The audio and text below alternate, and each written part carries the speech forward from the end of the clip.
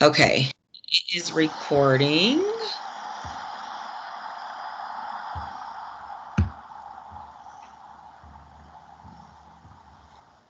Okay. So in this recording, we are just going to review the residency form and give a brief overview of how to fill out the residency questionnaire. Okay. Can you see it now again, Natasha? Yes, I can see it. Okay. If you are a student and you are required to fill out the residency questionnaire, then you will fill out the following document completely, and if necessary, supply required documentation. The first part of the residency questionnaire is the student information. This is the student information, not the parent information. We're asking for your TCC ID number, your date of birth, your last name, first name, middle initial, current address, county, zip code, phone number. The second part of the document deals with previous enrollment. To answer this question, if you attend Tarrant County High School, is that correct? Natasha, they would answer yes. No, No. section B is for previous enrollment at a public college or university. And for these students, they're high school students, so they would just say no to this question here and just move on. But if they have done other like dual credit or early collegiate classes at another university, then they would say yes. But if they are a high school student, they have not attended a public college or university in Texas, they would just say no to this question and just move to part C. Okay. So this question will only apply if they've attended a previous higher ed institution with like on-ramps or dual enrollment at another institution. Exactly. Okay. Part C being the residency claim. If you live in Texas, are you a resident of Texas? Yes, if you are a resident of the state of Texas, then that answer would be yes. And I'm sorry, Natasha, I'm thinking about the previous presentations and the questions. No, that's How fine. they're answered it. I don't know if you picked up on it yet. Oh, you're fine. Okay, so if you live in Texas, you are a resident of Texas. The second part of this question will ask if you've lived in Texas for fewer than 5 years and what was your main reasons for coming to Texas. We get a lot of questions about that, Natasha. So answer yes. Do they need to, like, would they just put to go to school since they're underage? No. What they will put is as a resident of Texas, they would say yes, and they have to put in on under that how long have you been living in Texas. We have to know how long they have been here, even if they have been here all their life. They still have to put the amount of years they have been living in the state of Texas, and then the only time they will answer if you have lived in the state of Texas fewer than 5 years, then they would give us the explanation on why they're attending school. And they have to check to establish a home in Texas.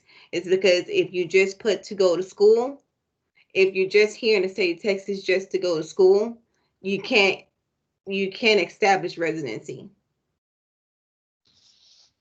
Because when we move down to further in there, that's why we ask for establishment and maintenance.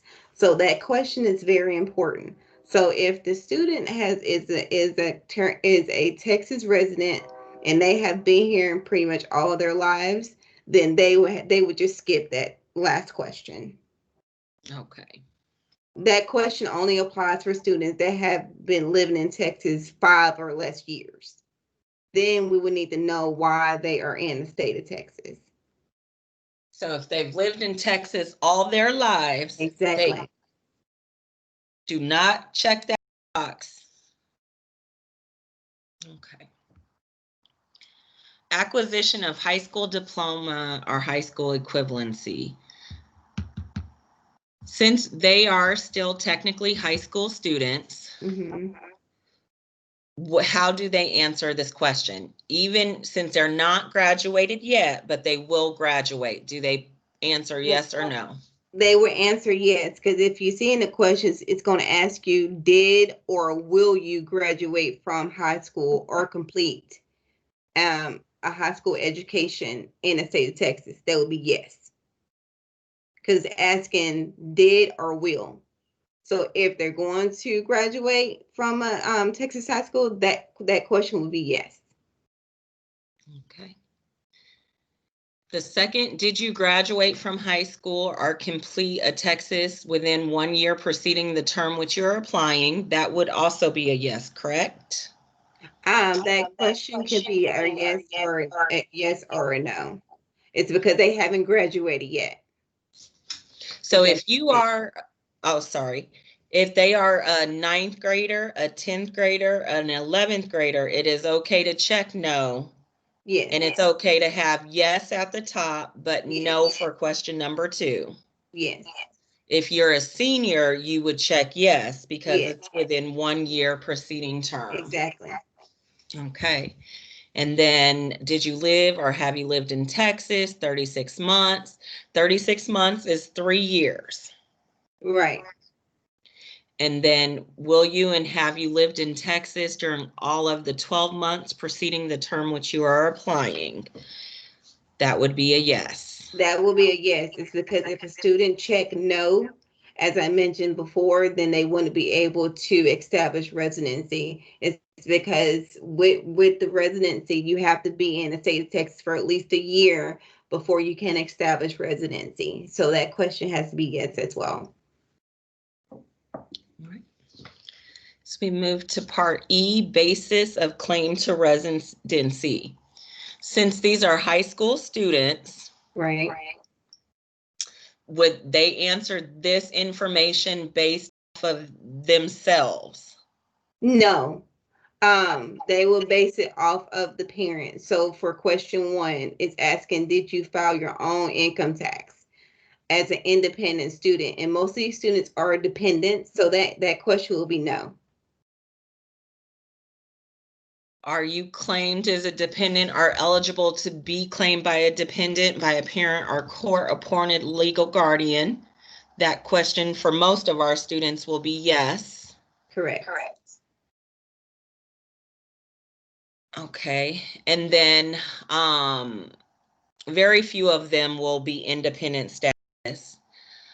So we could probably, number 3, the only way they would need to answer that question is if they are independent status. Right. If 1 and 2 is no, then they will answer question 3. So if they answer no for question 1, yes for question 2, they don't need to answer question 3. Okay. And then they are checking the box below, and if they're required, they have to supply the documentation. So with this section, is it important for them to check the items that they actually have documentation to? Exactly. They always have to let us know what their status is, either if they're a U.S. citizen, a permanent resident, or if they are in the United States as a refugees, asylum, or anything else concerning that, then they would have to provide that I-94. Okay, so for non-citizens, for non-citizens that apply for a permanent residency card, they can either, most of the time they do have a they have the permanent resident card yet, it's because it's under the review. But if they provide that notice of action 797, showing the I-485, indicating that their status is under review, then we're able to use that, and then so forth. But they have to answer that section asking about their status in the U.S. before they can move down. So this question, a box has to be checked. This cannot be left blank. That's one of the important questions that we look at, because we have to know how we have to know from this section of their status what will be required in the establishment or maintenance of a either independent or dependent student. So that's a very important question. Now, what if they are a citizen and they check the citizen box? That's perfectly fine, as long as they check something that applies to them.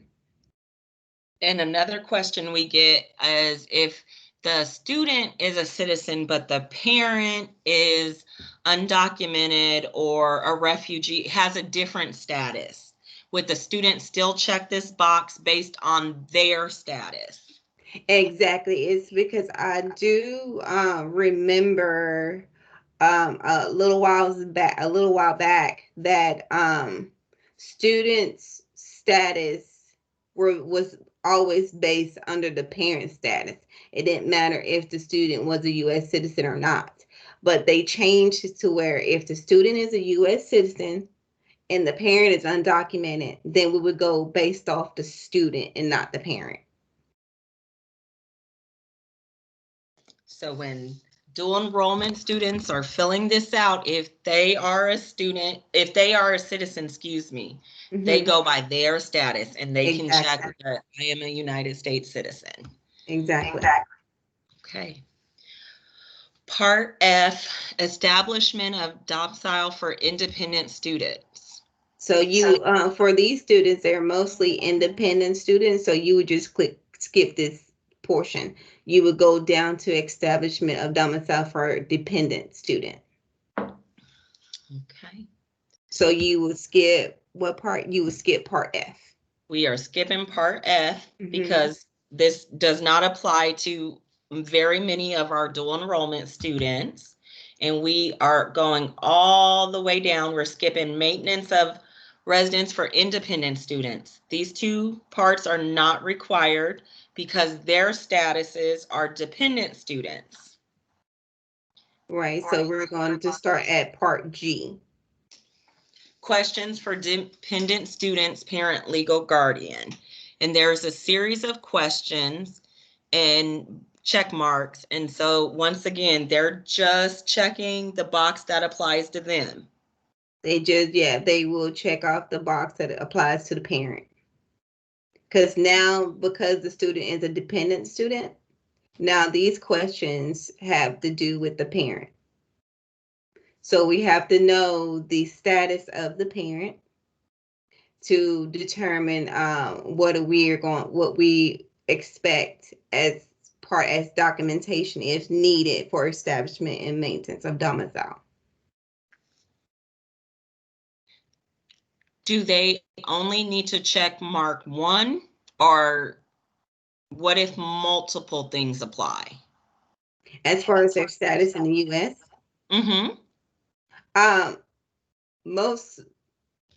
The majority of the time, only one would apply to them. Multiple wouldn't apply. Okay, so this area is just one would apply to the students, so they are not to check multiple boxes. No, it's not applying to the student. It's actually applying to the parent. It's because the student is a dependent of the parent. Part G has to do with the parent.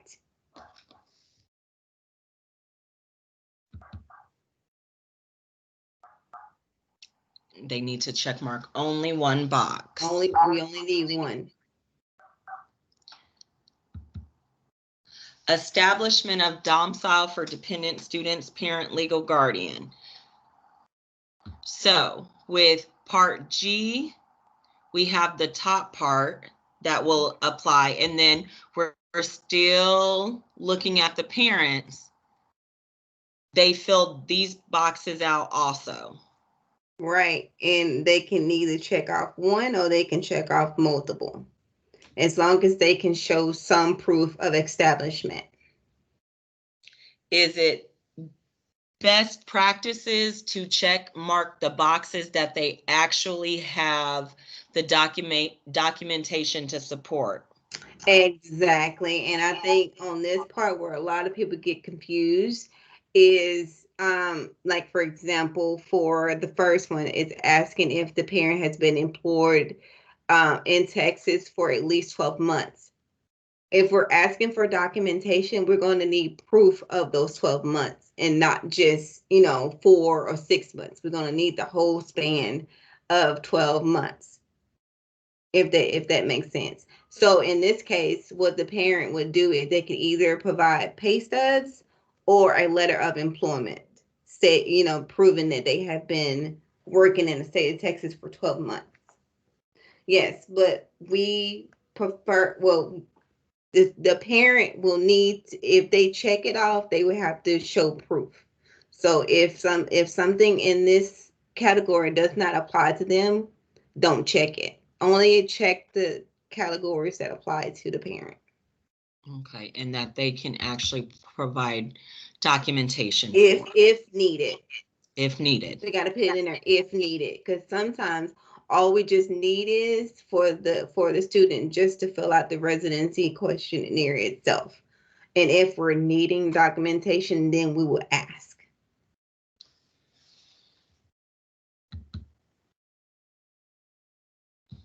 And as long as the residency questionnaire is filled out in its entirety, correct? It has to be filled out in its entirety. Okay. Yeah.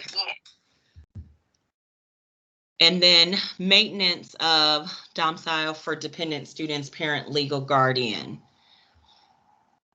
They would check, is it okay for students to have different box checked on the 2 different areas? Yeah, they're only checking off what the parent can provide. So is it okay if a student, they say, hey, my parents can provide the pay stubs for 12 months showing gainful employment, can they check mark also a Texas driver's license and provide those 2 documentation? So those would be different. They can have different boxes check marked. As long as they, because as you see at the top, what we're looking for is establishment of domicile, to see that you have established living in the state of Texas. That's what establishment of domicile is. For maintenance of domicile, that means proving something that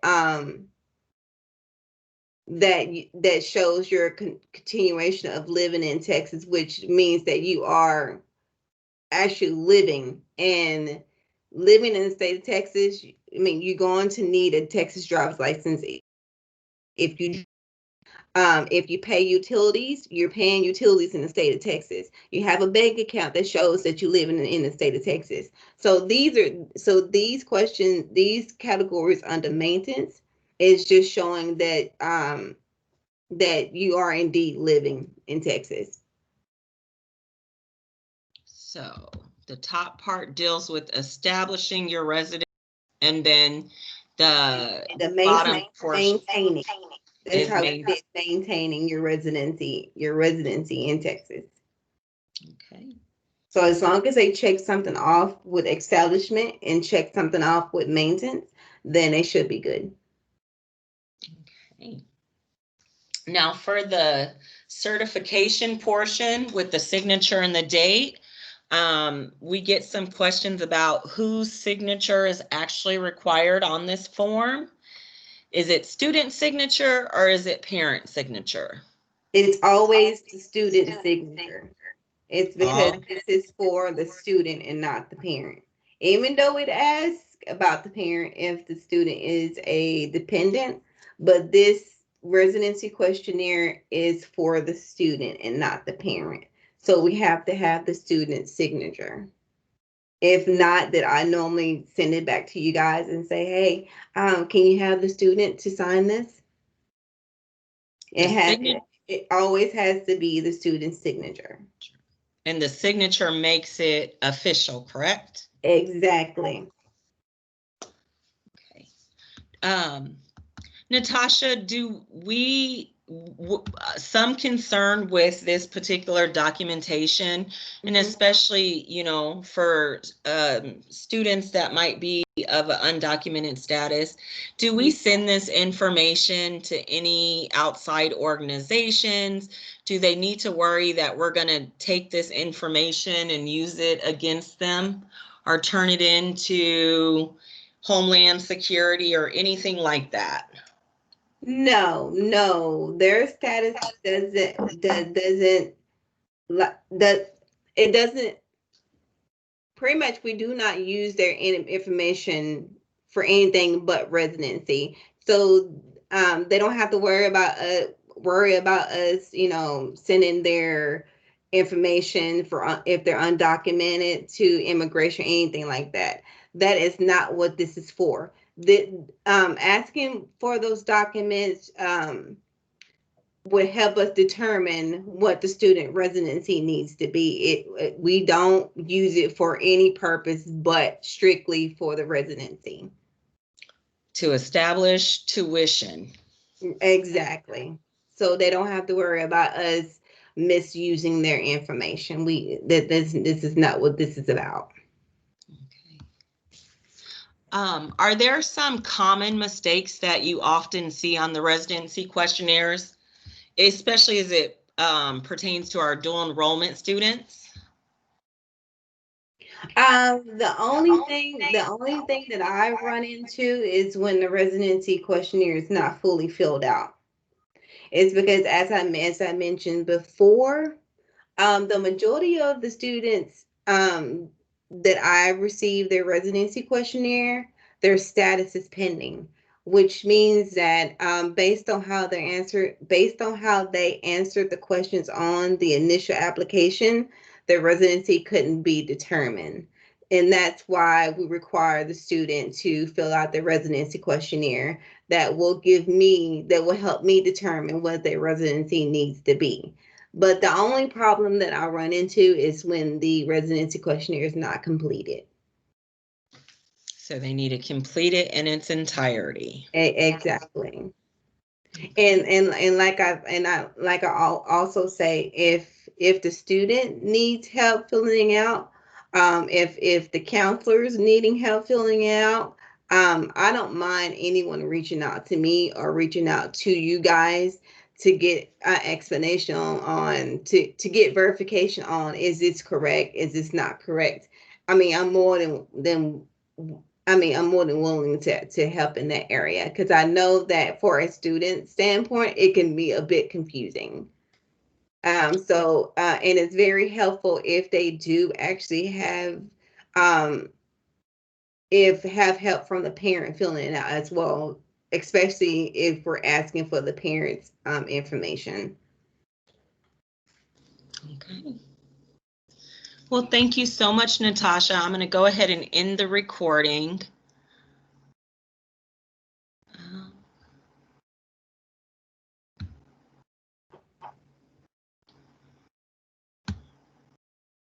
Okay.